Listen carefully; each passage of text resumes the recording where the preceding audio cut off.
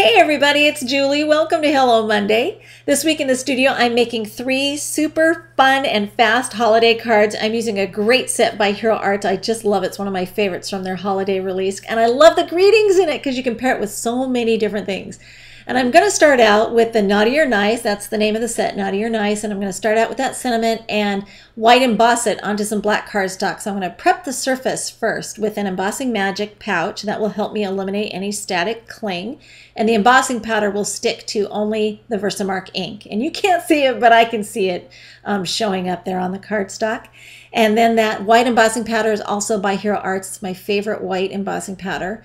And then my embossing gun here, this is my embossing gun number 2. The first one, exact same model. I owned it for over 20 years and it finally gave up the ghost. So I replaced it with the exact same thing because it was so reliable for so many years and very durable. So I'm going to die cut this Santa hat. This is a memory box die that has 3 different hats in this set. It's got a Santa hat, an elf hat, and a top hat for snowman. That would be really cute.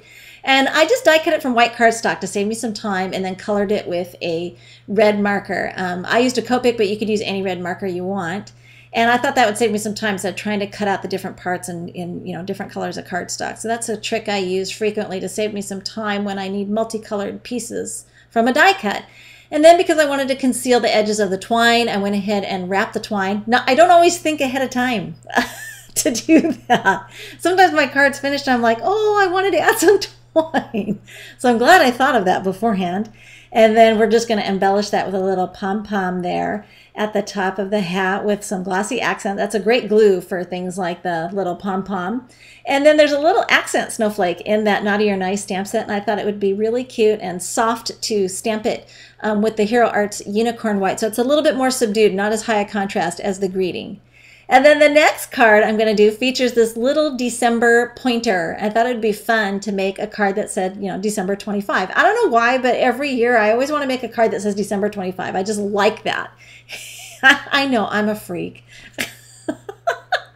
So anyway, I'm going to create my own pattern paper using an Impression Obsession cover a card background stamp. This one's called Scattered Dots.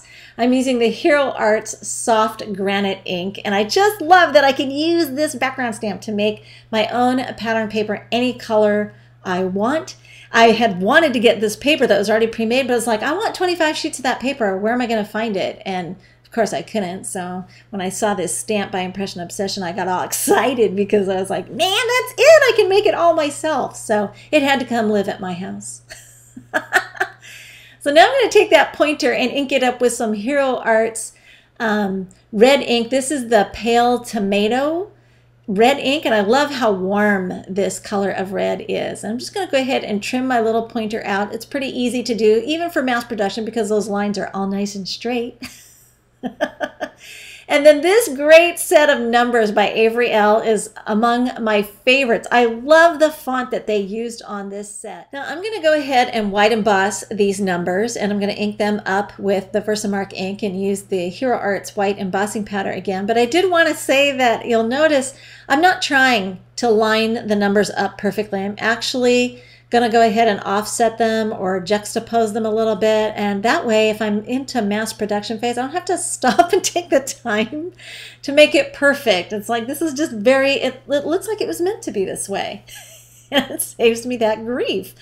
So now I can go ahead, once I've heated the embossing powder and it's all nice and cool, I can punch it out there through the back side of that circle punch. You could also use circle dies if you have them, but I had my punch handy, so I just grabbed it and used it. That was quick and easy. And then I'll go ahead and add some of that awesome peppermint twine by Lawn Fawn. I just love the texture of that twine. It's nifty. And then I'll 3D mount my elements. Now I have to admit, I use a lot of pop dots in my card making because a lot of times my cards are almost single layer. And so I like to have some of the elements of a card popped up with a little bit of dimension because I think it helps make them a little more interesting. And then I'm going to add these really fun wood veneer stars. These are by Cosmo Cricket, and you get the negative. I haven't figured out what I'm going to do with the negative yet, but I'm going to use all the little stars up. I decided, you know what, girl, you got to quit hoarding these things and use them. So that's what I'm doing. Same thing with my enamel dots. And sometimes when I'm not sure exactly where I want to put my enamel dots, I will trim them out of the acetate sheet. Sometimes I'm not sure what size I want. Sometimes I'm not sure how many I want. And I can't always tell when I take the whole sheet and try to, imagine what that's going to look like. For me, I've got to see if it's going to work for me. And in this case, I decided to go with a smaller red one, and because it's, easy to switch them out when you haven't glued them down. So we'll go ahead and mount that one and then go ahead and get the little green one in place. And even though it's not a perfect match to the green on the number 25, I think the whole thing just comes together really cute. So there we go. I think it's a fun way to add some dimension. And then on the last card, I'm going to use the Oh What Fun It Is and pair it up with the sled. I don't have a one-horse open sleigh die, but that was what I was thinking of when I saw that, of course, because you think of the song or the Christmas carol. And I thought, well, I do have a sled, and I think that would be just as cute. So I went ahead and die cut that from some red cardstock. And then I have lots of scraps. These cards make great use of scraps if you got them. And I imagine you do. If you're anything like me, you've got a whole bin filled with scraps. And this American Crafts glitter paper, I love this POW glitter paper, and I'm going to use every last bit of it that I can, because that stuff is a precious commodity. But it's so quick and easy to use, and it just takes a little smidge of it to add some glam to your card. So I had a little strip there and was able to just go ahead and trim it down, glue it on there, and then I'm going to use the two-way glue pen to apply glue. And the wax paper is there to kind of keep me from getting glue all over the work surface there, because I have a tendency to get all gummed up and get that stuff everywhere. So this helps me stay neat and tidy, and I don't get it on my hands. I can use it over the top there and burnish down that sled and all the little detail parts of the sled, and that keeps my fingers clean, because girl can't get her fingers inky or whatever. The little accent snowflake there looked really cute with the soft pool shadow ink, and then just a few more little rhinestones there. I had to add just a little bit more bling, and I find that that's a really fun way to finish off the card, and it kind of ties in that little bit of flashy glitter paper down there. And there you go, that card is done. And I've got 3 really fun cards, and I hope this inspires you to look at your stamp set and see if you can come up with multiple ways to use it. Thanks for watching.